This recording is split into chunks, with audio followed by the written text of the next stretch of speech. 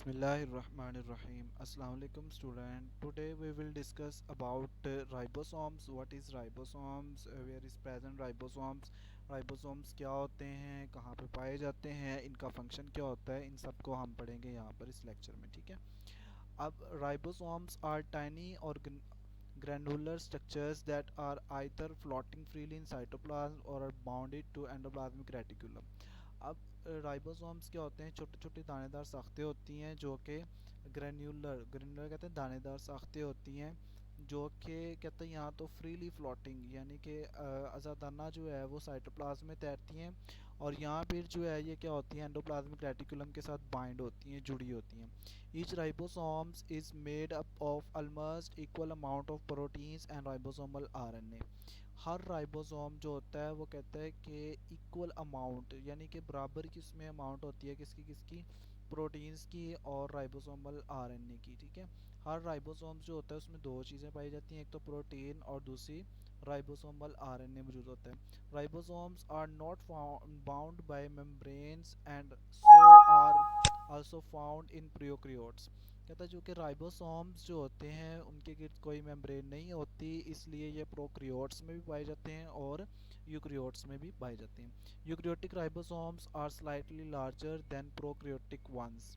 अच्छा, eukaryotic ribosomes जो होता है वो प्रोकैरियोटिक राइबोसोम्स की निस्बत क्या होते हैं, थोड़े बड़े होते हैं। अब यहाँ पर देखें ये एक सेल है, यहाँ पर ये जो आपको छोटे छोटे ब्लू से ग्रेन्यूल्स नज़र आ रहे हैं, कुछ दानेदार साख्तें नज़र आ रही हैं, ये कि आपके पास राइबोसोम्स, ठीक है। यहाँ तो ये साइटोप्लाज्म में क्या है, फ्रीली जो है वो पड़े हुए हैं, और यहाँ पर ये आपके पास क्या है, रफ एंडोप्लाज्मिक रेटिकुलम, और यहाँ पर ये जो आपको छोटी छोटी दानेदार साख्तें नज़र आ रही हैं ये राइबोसोम्स हैं, ठीक है।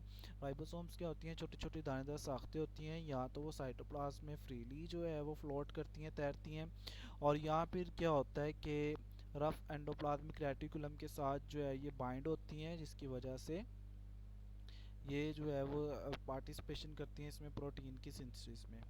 अभी हम देखते हैं कि राइबोसोम्स का फंक्शन क्या होता है। Ribosomes are the sites of protein synthesis. Ribosomes जो होते हैं वो प्रोटीन की तैयारी में काम करते हैं। Protein synthesis is extremely important to cells. कहता है कि प्रोटीन की तैयारी जो है वो सेल के लिए बहुत ज़्यादा क्या होती है, ज़रूरी होती है, उसकी बहुत ज़्यादा अहमियत है।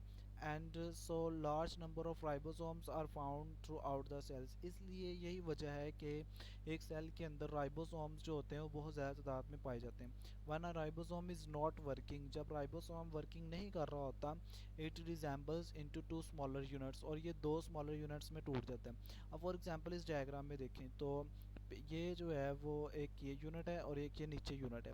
अब इस वक्त जो है ना ये प्रोटीन की तैयारी में जो है वो काम कर रहे हैं कि यहाँ पर ये अमाइनो एसिड जुड़ रहे हैं, और अमाइनो एसिड के जुड़ने से आप समझ लें कि ये जो है वो प्रोटीन की चेन है, तो ये प्रोटीन बना रहे हैं दो सब यूनिट मिलकर।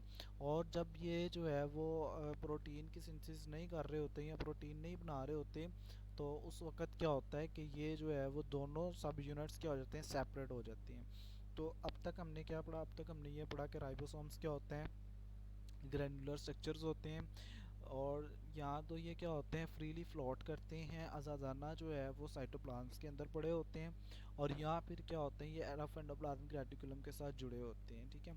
और इनकी अगर केमिकल कंपोजिशन देखी जाए तो ये जो है वो इनमें क्या होता है, एक तो राइबोसोमल आरएनए मौजूद होता है, और दूसरा इनमें क्या होती है, प्रोटीन होती है, और ये क्या होते हैं, इक्वल अमाउंट से मिलकर बने होते हैं, यानी कि जितनी प्रोटीन की मिकदार होगी उतनी ही राइबोसोमल आरएनए की मिकदार होगी। उसके बाद हमने देखा कि राइबोसोम्स के दो यूनिट होते हैं, ठीक है, और इनके गिर्द जो है वो कोई मेम्ब्रेन नहीं होती, और ये प्रोकैरियोट्स में भी पाए जाते हैं, यूकैरियोट्स में भी पाए जाते हैं राइबोसोम्स। एक सेल के अंदर जो है वो राइबोसोम्स बहुत ज़्यादा तादाद में पाए जाते हैं, उसकी वजह क्या है कि सेल को प्रोटीन चाहिए होती है, और राइबोसोम्स का काम क्या होता है, प्रोटीन की सिंथेसिस होती है, और जिस वक्त राइबोसोम्स काम नहीं कर रहे होते इस वक्त ये दो स्मॉल यूनिट में टूट जाते हैं। ये हमने सारा राइबोसोम्स में पढ़ा है। अब हम एक और इम्पोर्टेंट लॉन्ग क्वेश्चन करने जा रहे हैं, दैट इज़ माइटोकॉन्ड्रिया। माइटोकॉन्ड्रिया क्या होता है? Mitochondria singular mitochondrion are double membrane bounded structures found only in eukaryotes. क्योंकि ये डबल मेम्ब्रेन बाउंड है, ये देखें, एक ये और ये एक ये, दो जो है वो क्या होती हैं, इसकी मेम्ब्रेन्स होती हैं, एक आउटर मेम्ब्रेन होती है और एक इनर मेम्ब्रेन होती है, तो ये सिर्फ यूकैरियोट्स के अंदर पाए जाते हैं।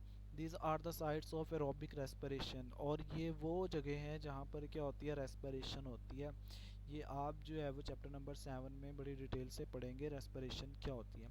And are the major energy production centre, और यही वो सेंटर है जो कि आपके सेल को एनर्जी प्रोवाइड करता है। इसी में जो है वो रिएक्शन होते हैं माइटोकॉन्ड्रिया के अंदर, और यही आपको एनर्जी प्रोवाइड करता है, एटीपी प्रोवाइड करता है, जिसकी मदद से आप जो है वो अपने डेली जो है वो रोज़मर्रा के काम कर रहे होते हैं। The outer membrane of mitochondria is smooth but the inner membrane forms many infolding.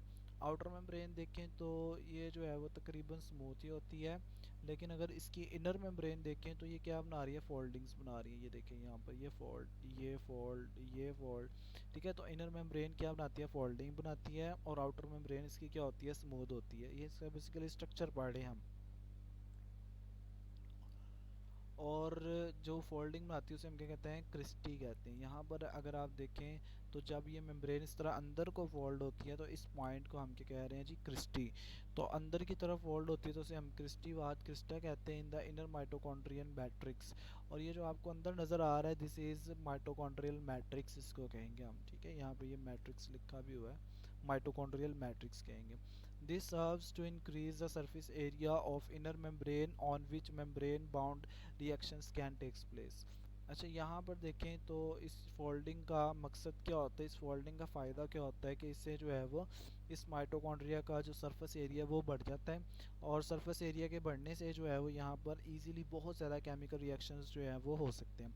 Mitochondria have their on DNA and ribosomes. यहाँ पर अगर आप देखें तो इसके अंदर आपको येलो कलर में राइबोसोम्स भी नज़र आ रहे हैं, और ये जो आपको धागानुमा नज़र आ रहा है इसके अंदर डीएनए भी मौजूद है।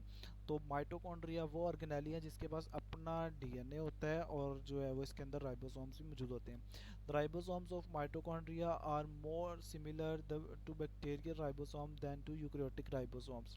अब जो एक माइटोकॉन्ड्रिया के अंदर राइबोसोम्स होते हैं वो मिलते जुलते होते हैं किसके साथ, वो बैक्टीरियल राइबोसोम्स के साथ मिलते जुलते होते हैं। थैंक यू स्टूडेंट्स, अल्लाह हाफिज़।